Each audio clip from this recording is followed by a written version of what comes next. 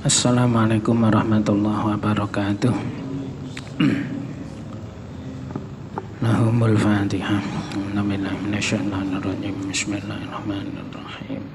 Alhamdulillahi rabbil alamin arrahmanirrahim maliki yaumiddin.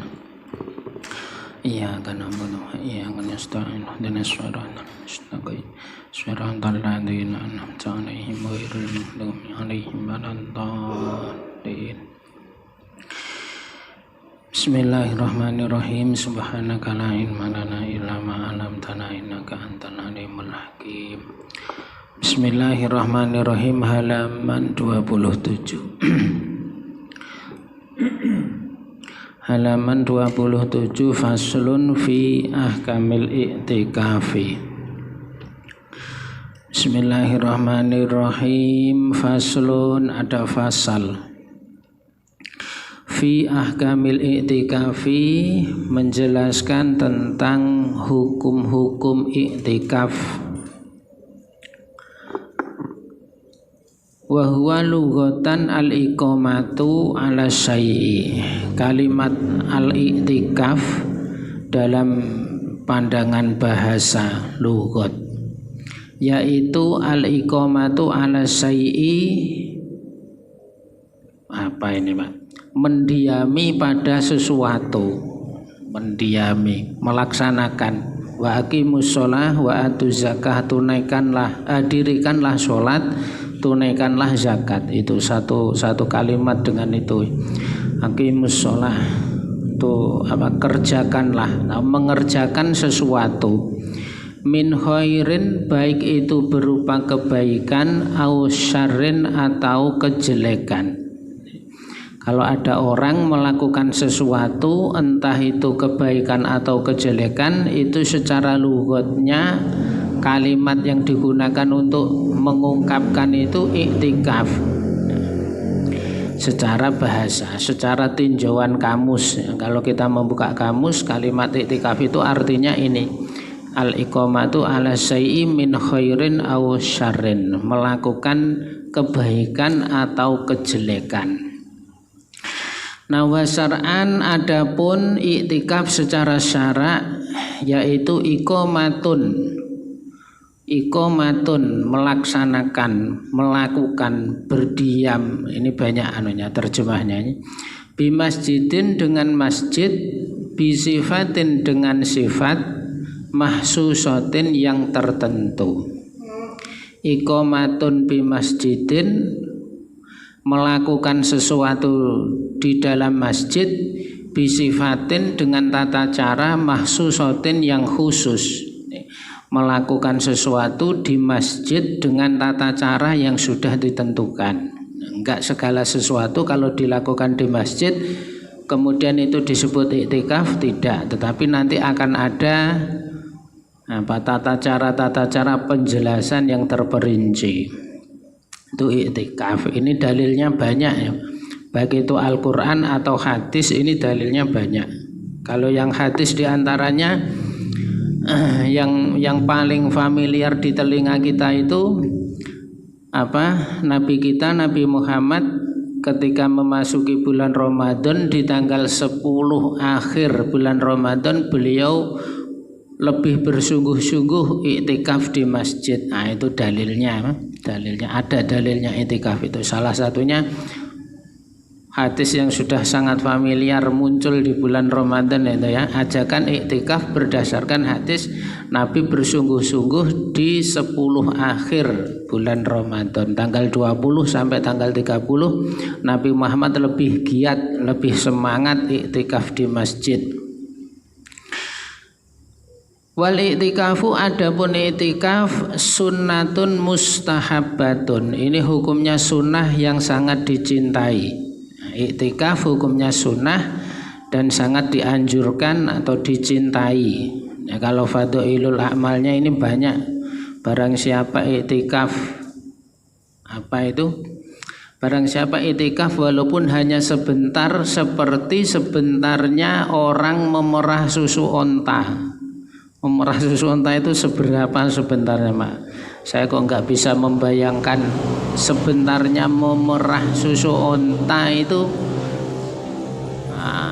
Ya mungkin susu onta itu terus diperas gini terus cerut keluar susunya itu cuma segitu.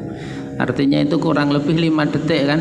Nah, susu onta terus diperah begini keluar susunya 5 detik. Barang siapa i'tikaf di masjid walaupun hanya sebentarnya itu sekitar 5 detik, itu pahalanya kayak memerdekakan budak.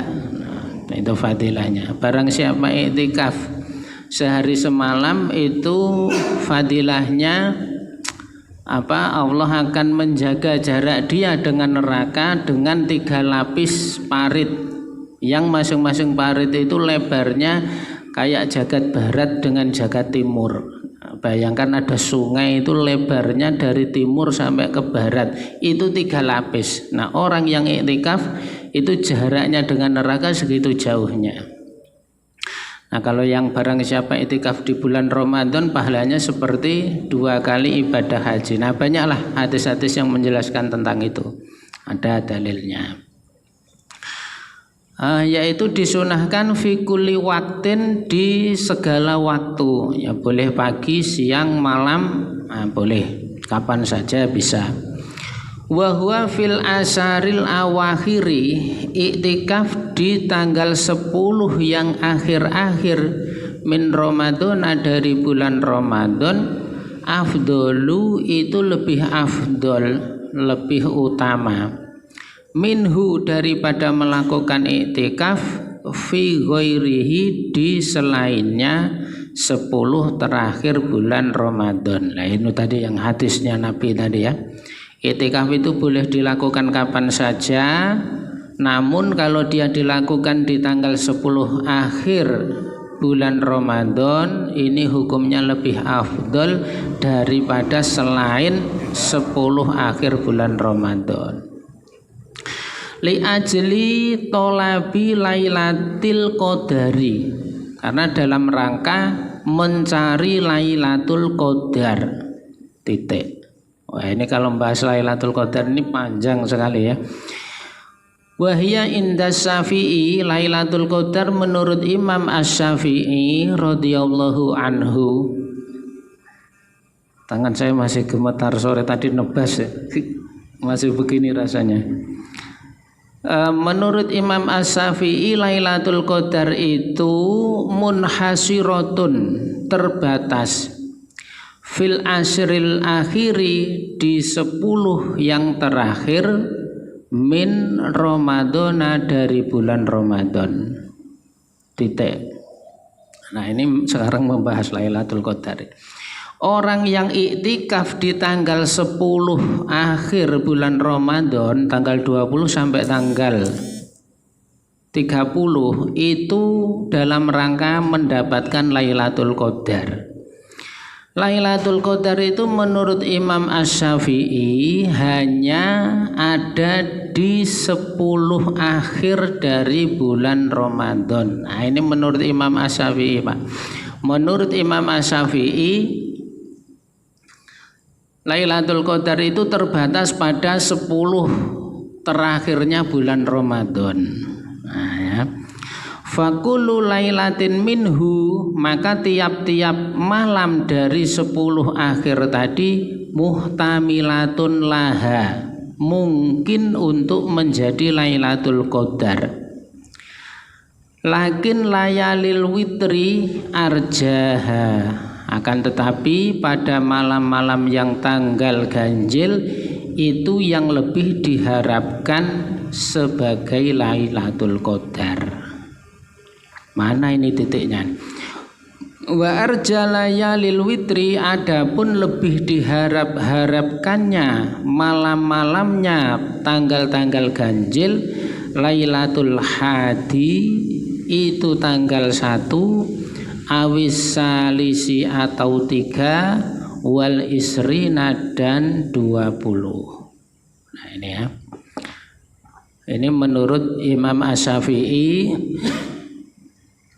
Lailatul Qadar itu dipastikan hanya 10 terakhir.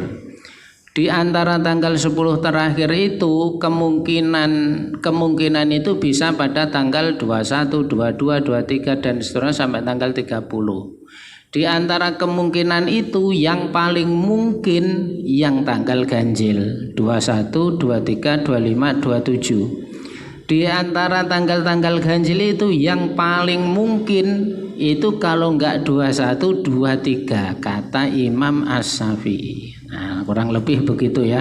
Kalau pendapat yang lain itu tidak semua dari tanggal 1 sampai tanggal 30 itu bisa terjadi Lailatul Qadar. Bisa tanggal 2, bisa tanggal 10, bisa tanggal 12 gitu ya. Bisa terjadi di mana saja. Nah, kalau versi Imam Asy-Syafi'i itu ini tadi. Nah, yang paling memungkinkan itu tanggal 21 atau 23. Nah, kalau saya pribadi lebih suka dengan pendapat yang mengatakan bisa di mana saja. Kalau dia bisa di mana saja, maka semangat untuk beribadah di bulan Ramadan itu akan full dari tanggal 1 sampai tanggal 30 ya kan. Nah, kalau dia sudah terbayang yang paling mungkin itu tanggal 21 atau tanggal 23, maka selama bulan Ramadan itu dia akan santai-santai, nanti dia baru bersungguh-sungguh pas tanggal 21 atau tanggal 23-nya. Nah, tapi ini pendapatnya Imam Asy-Syafi'i. Kalau pendapatnya Imam Al-Ghazali itu melihat awal bulan Ramadan itu hari apa. Nah, nanti ada rumusnya yang diciptakan oleh Imam Al-Ghazali itu melihat awal Ramadan. Kalau awal Ramadannya itu hari Jumat, berarti nanti Lailatul Qadarnya tanggal 21. Kalau awal Ramadannya itu hari Ahad, nanti tanggal Lailatul Qadarnya tanggal sekian. Itu Imam Al-Ghazali punya rumusnya itu, hitung-hitungan itu. Nah, ini menarik karena misteri, tapi yang jelas tidak ada yang memastikan di tanggalnya berapa enggak. Ini kan kalimatnya arja atau muhtamilatun, lebih diharap terjadi di situ atau mungkin terjadi di tanggal itu. Tidak dipastikan Lailatul Qadar. Nah, yang menarik di Lailatul Qadar ini kita tidak mendapatkan informasi tanggalnya, tetapi kita diberi informasi tanda-tandanya. Nah, ini sudah masyhur sekali. Tanda-tanda malam Lailatul Qadar itu adalah apa? Malam itu cuacanya itu sejuk, dingin enggak, panas enggak, sejuk suasananya, angin tidak berhembus, gitu ya. Apa lagunya apa itu Bimbo itu, gunung menahan nafasnya. Nah, saking heningnya di malam itu, angin-angin berhenti bertiup, gunung menahan nafasnya, terus hewan-hewan itu menahan suaranya hening. Apa cuaca itu tidak panas enggak, dingin enggak, sedang sejuk. Terus di pagi harinya ciri-cirinya adalah matahari ini terbit dengan sinar yang redup, tidak seperti hari-hari biasanya, redup sinarnya. Pas pertama-tama muncul itu sampai sekira terangkat 1 tombak, waktunya sholat duha itu. Nah, di situ mulai dari muncul sampai meninggi kira-kira 1 tombak itu sinarnya redup. Dan di malam itu anjing itu tidak berani menggonggong, anjing tidak bersuara, tidak menggonggong ya, menggonggong. Karena di malam itu di surat Al-Qadar itu tanazzalul malaikatu waruhu fiha. Malaikat-malaikat itu turun dan ar-ruh juga turun. Ar-ruh itu malaikat Jibril.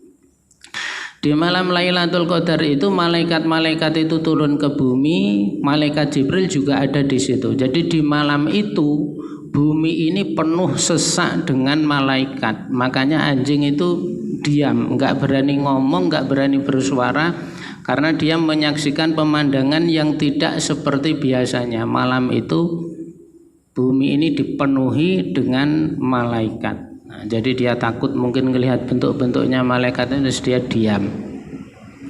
Nah, kemuliaan malam Lailatul Qadar itu itu malam kan, kalimatnya malam. Kemuliaan malam Lailatul Qadar. Kalau malam berarti dimulai dari tenggelamnya matahari sampai terbitnya fajar shadiq. Jadi dari maghrib sampai subuh itu kemuliaan Lailatul Qadar.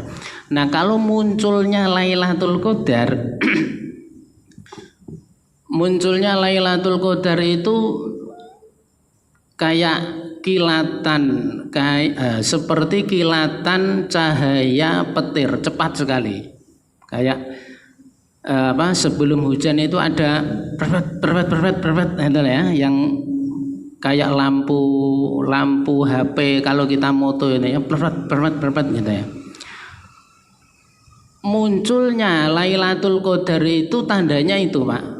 Kayak ada putih lewat di langit begitu, kayak mau hujan itu loh. Tapi cuma sebentar, seperti kilat yang menyambar, lap, cuma begitu ya. Itu kurang dari 1 detik, cuma sepersekian detik. Jadi ada kilatan cahaya lap begitu, warnanya putih. Nah, itu munculnya bisa kapan saja. Bisa setelah maghrib, setelah isya, bisa jam 12 malam, bisa jam 2 malam. Munculnya Lailatul Qadar itu misteri, lap begitu saja. Nah, bagi siapa saja yang melihat munculnya Lailatul Qadar itu, dia disunahkan untuk tidak ngomong-ngomong.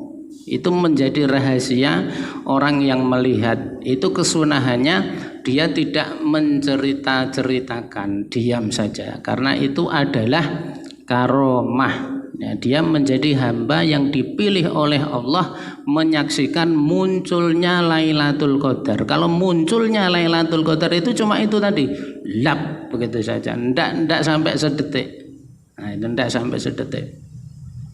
Nah, orang yang melihat itu sunahnya jangan ngomong-ngomong, udah diam aja. Berarti kamu dapat Lailatul Qadar, melihat munculnya Lailatul Qadar. Ya, sudah banyak-banyak berdoa kan begitu terus akhirnya. Nah, itu kejadiannya bisa kapan saja di sepanjang malam Lailatul Qadar itu, dari maghrib sampai subuh. Itu bisa jam 9, bisa jam 12, bisa jam 3, bisa jam 4 munculnya Lailatul Qadar.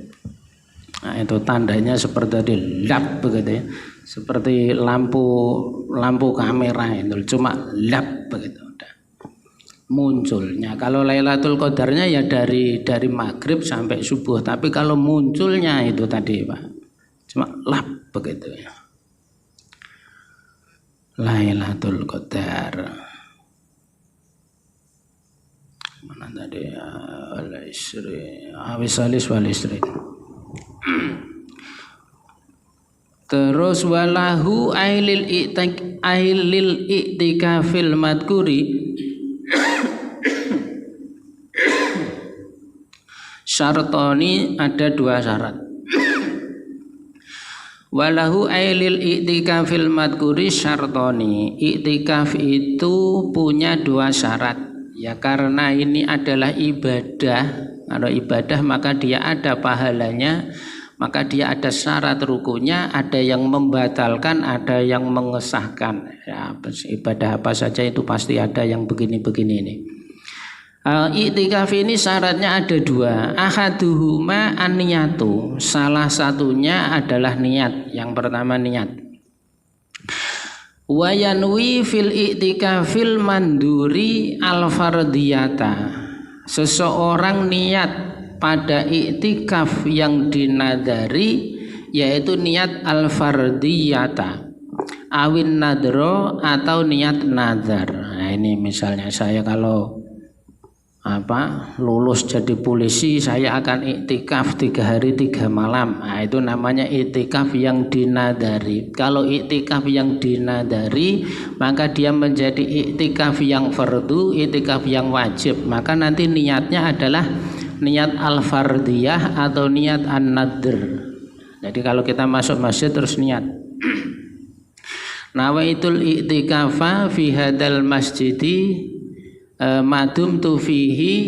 Ya, kalau nadar ini fardun lillahi ta'ala atau nadrun lillahi ta'ala. Saya niat iktikaf di dalam masjid ini, selama saya ada di dalam masjid ini, fardu karena Allah atau nazar karena Allah. Jadi begitu masuk terus hatinya ngomong saya niat iktikaf, iktikafnya iktikaf nadar lillahi ta'ala, iktikafnya iktikaf fardu lillahi ta'ala. Kalau tidak kalau bukan yang fardu, bukan yang nadar, berarti sunatan. Nawaitul i'tikafa fi hadal masjidi ma dumtu fihi sunnatan lillahi ta'ala. Saya niat i'tikaf di dalam masjid ini selama saya berada di dalam masjid ini sunnah karena Allah.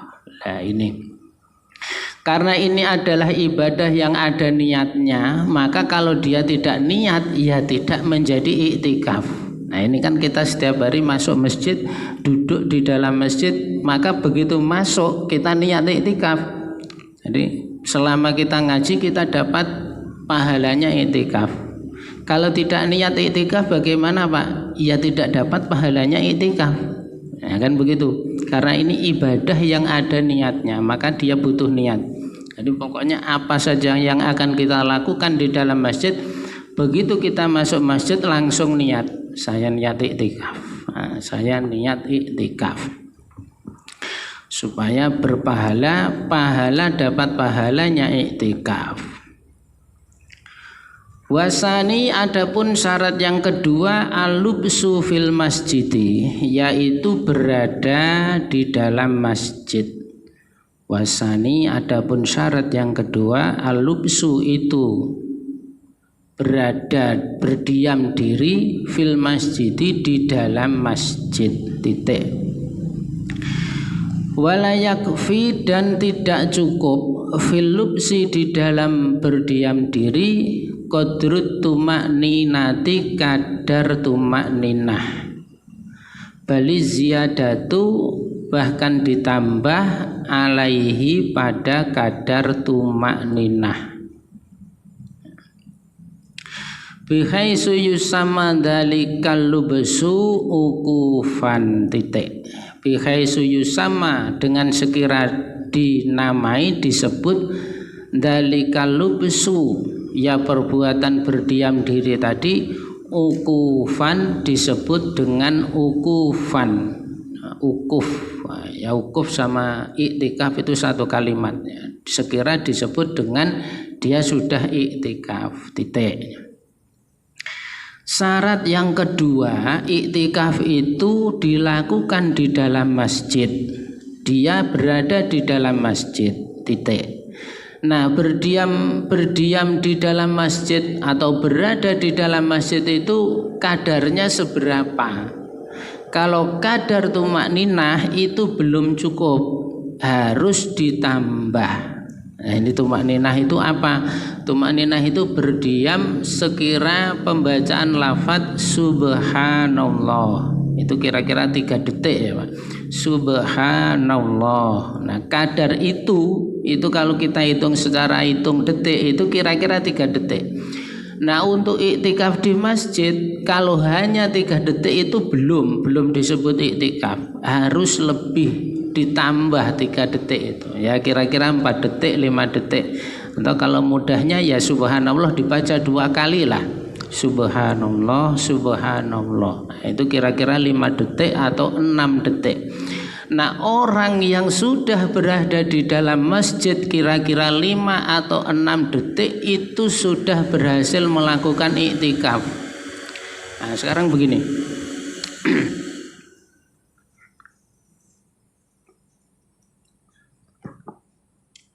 Iktikaf itu tidak harus zikir. Iktikaf itu tidak harus berdoa. Iktikaf itu tidak harus membaca Al-Quran dan lain-lain. Pokoknya di dalam masjid. Ya, kita masuk ke dalam masjid, nyetek lampu, 5 detik itu sudah iktikaf. Loh, tapi kan mondar-mandir Pak, berjalan. Ya entah mondar-mandir, entah berjalan, entah duduk, itu enggak ada ketentuannya. Syaratnya cuma 2, niat dan di dalam masjid. Di dalam masjidnya itu dia melakukan apa ya terserah. Nyapu itu juga bisa iktikaf. Nyalakan kipas, nyalakan lampu juga bisa iktikaf. Yang penting sudah yang enggak-enggaknya 5 detik tadi. Nah gitu. Jadi iktikaf itu Tidak harus muter tasbih, tidak harus baca apa gitu, enggak. Dia mondar-mandir di dalam masjid pun juga bisa iktikaf. Itu sudah disebut iktikaf juga maksudnya. Jadi apapun yang kita kerjakan, kalau masuk masjid langsung niat. Saya niat iktikaf. Lah supaya pahalanya itu dapat. Kalau kita hanya masuk masjid melakukan apa gitu tidak diniati iktikaf, ya bukan iktikaf. Jadi mulai sekarang kalau belum terbiasa niat iktikaf, mulai sekarang diniati iktikaf. Nah, kalau sebentar kan pahalanya seperti memerdekakan budak. Kalau agak lama sedikit seperti jarak 3 parit tadi. Nah, itu pahalanya besar sekali. Jadi tinggal menata niatnya saja. Jadi jangan dikira itu harus duduk bersila menghadap kiblat baca apa gitu, enggak. Pokoknya di dalam masjid. Karena syaratnya cuma 2, niat dan berada di dalam masjid. Di dalam masjid itu apa? Ya terserah mau bersih-bersih apa menyalakan lampu, apa gulung karpet, itu macam-macam. Namanya juga di dalam masjid. Lah itu tadi. Loh, mana tadi? Nah, yang kemudian yang dibahas adalah ini, berdiam diri di dalam masjid. Berarti kalau selain masjid tidak bisa atau tidak menjadi iktikaf kalau di selain masjid. Iktikaf di musola boleh enggak, Pak? Ya enggak boleh, syaratnya itu di masjid. Ya cuma 2 ini syaratnya, niat dan masjid. Iktikaf di tempat kerja, Pak, di kantor, di pasar, di mana, enggak bisa. Syaratnya harus masjid. Musola itu masjid bukan? Ya bukan. Musola dengan masjid hukumnya beda. Kalau masjid bisa dipakai iktikaf, kalau musola tidak. Nah, berarti saya nggak bisa iktikaf dong, Pak, kalau nggak ada di masjid. Ya kan masih banyak ibadah-ibadah yang lain yang nggak harus iktikaf. Ya cuma bedanya kita nggak dapat pahalanya iktikaf, itu aja. Di surau, Pak, ya nggak boleh, syaratnya masjid ya masjid gitu ya.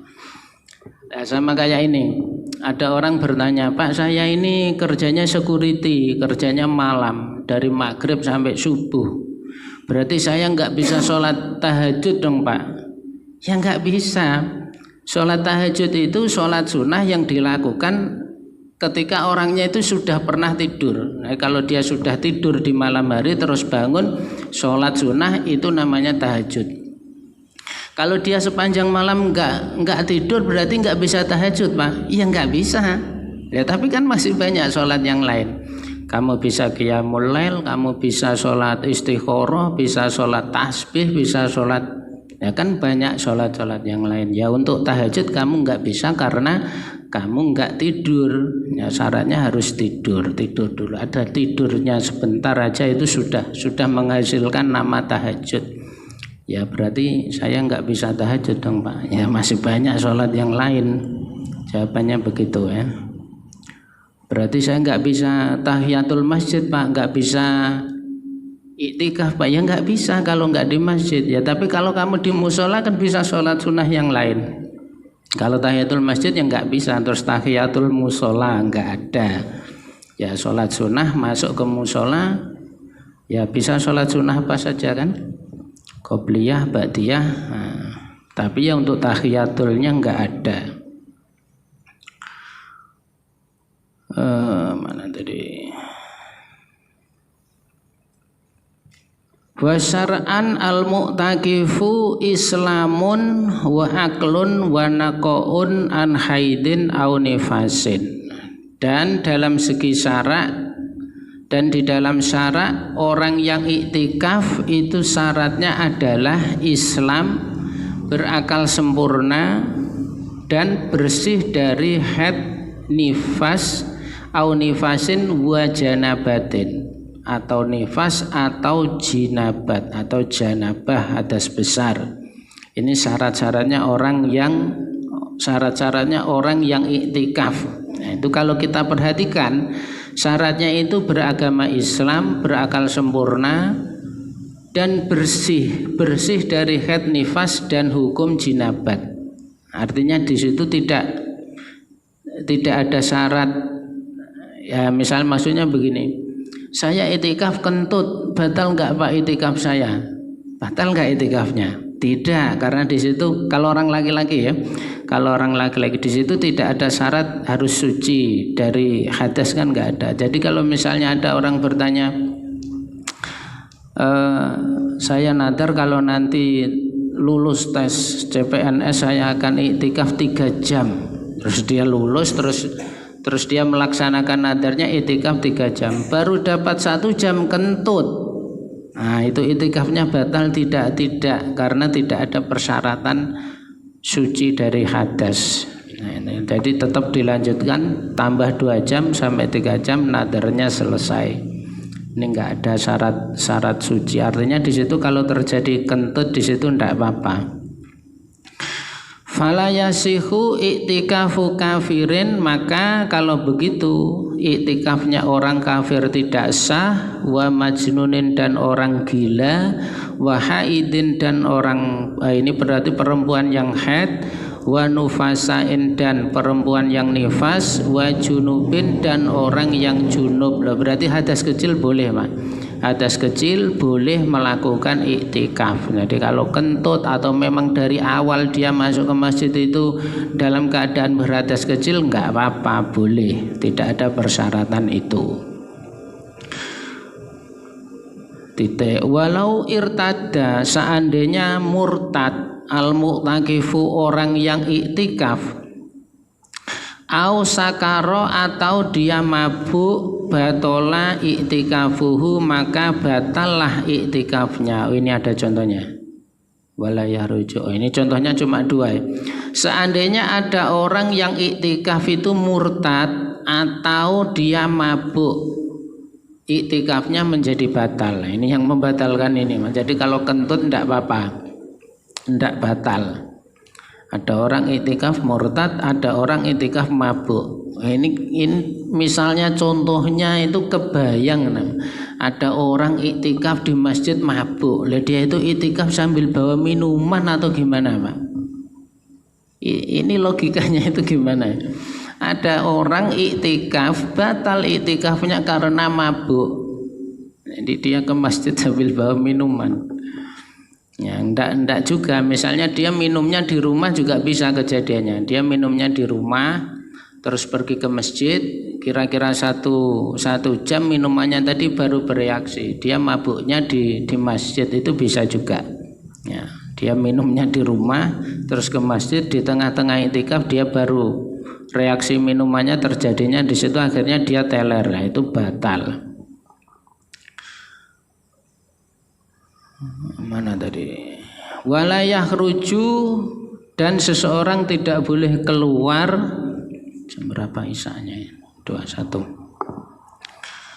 Al-mu'takifu minal i'tikafi al-manduri illa lihajatil insani. Orang yang i'tikaf tidak boleh keluar dari masjid kecuali karena kebutuhan-kebutuhan yang sifatnya manusiawi.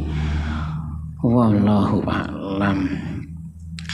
Maulaya sholli wa sallim daiman abada ala habibika khairi khalqiku lihimi. Maulaya sholli wa sallim daiman abada habibika khairi khalqi kullihim. Maulaya sholli wa sallim daiman abada ala habibika khairi khalqi kullihim. Huwal habibul ladzi turja syafa'atuhu likulli haulin minal ahwali muqtahimi. Ya Rabbi bil Mustafa baligh maqasidana waghfir lana ma madaya wasi'al karami. Sallallahu rabbuna ala nuril mubin Ahmad al-Mustafa Mustafa sayyidil mursalin wa ala alihi wa sahbihi ajma'in. Wallahul muwaffiq ila aqwamit thoriq. Wassalamualaikum warahmatullahi wabarakatuh.